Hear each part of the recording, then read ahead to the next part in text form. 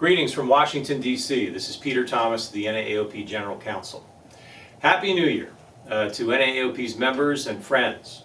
We look forward to a very active year in government relations in our nation's capital. It is an election year, and in many instances, election years are light on legislation. But of late, that's not been the case. Many times, congressmen, senators, and the president try to define their agenda and try to achieve as much as they possibly can to go into the election with a track record of success. So we do have some good opportunities for legislation. I'm going to mention a few things today, but the first is that this video may look a bit different to you. You should know that we invested in a green screen and we're upgrading our capability, as you can see.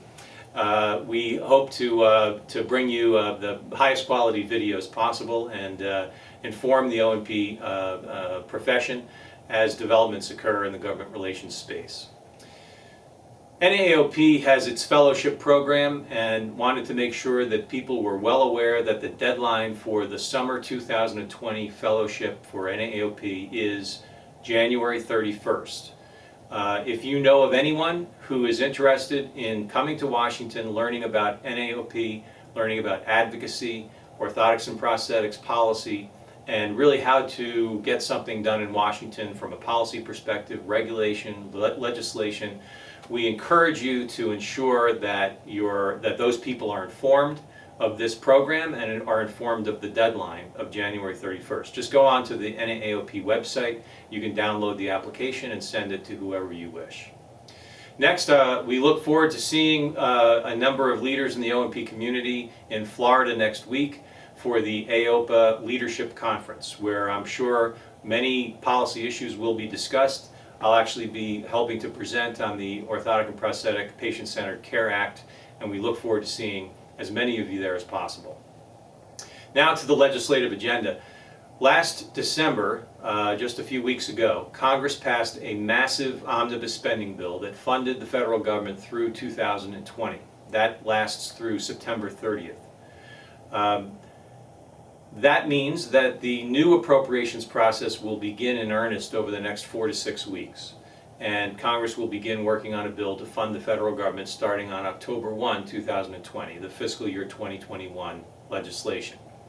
In the meantime, part of that bill extended, that passed in December, extended Medicare provisions called Medicare extenders, which are certain types of provisions for various types of providers under Medicare. But they extended those programs only until May 22nd, which means that we have an opportunity to try to use the need to pass another Medicare bill this year as a vehicle for attaching the Medicare Orthotics Prosthetics Patient-Centered Care Act. So that's a good opportunity for us to shoot for, and it's a good goal and a deadline for us to look at in terms of our legislation. With AOPA taking the lead on the bill and the O&P Alliance and NAAOP strongly supportive of the legislation, we're seeking as many co-sponsors from the House and Senate as possible. Now remember, the House bill has been introduced, H.R. 5262. The Senate bill is still pending introduction. We're trying to lock down bipartisan co-sponsors to introduce the legislation. But ultimately, we're hoping for you to send members of Congress letters including, addressing them and requesting them to co-sponsor the bills. You can do that by going onto the NAAOP website and clicking on the Legislative Action Center.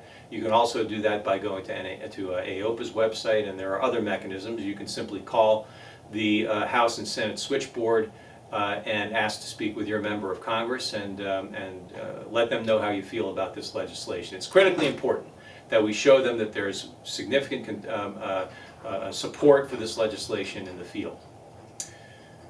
Finally, the Veterans Administration issue, we were able to, with the leadership of AOPA in terms of the appropriations process last year, just a few weeks ago, we did get some language that talked about the VA choice of provider. If you recall, NAAOP has been a key spearheading influence around the Injured and Amputee Veterans Bill of Rights, which was legislation that passed the House at one point but never was able to get through the Senate.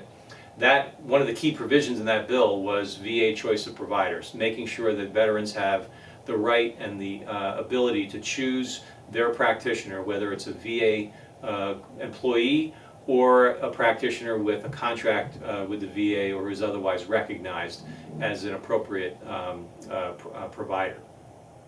And we're encouraging the VA to not only solidify regulations that preserve that right of veterans, but also encouraging Congress to do all it can to send a signal to the VA that this is the right thing to do for veterans' orthotic and prosthetic care. So more on that to follow. We'll continue to follow up on those issues. But it's going to be a big year, it's going to be an important year, and we need your support and your help in trying to get as many co-sponsors onto this legislation as possible, the O&P Patient-Centered Care Act. We thank you so much for your continued membership of NAAOP. Thanks.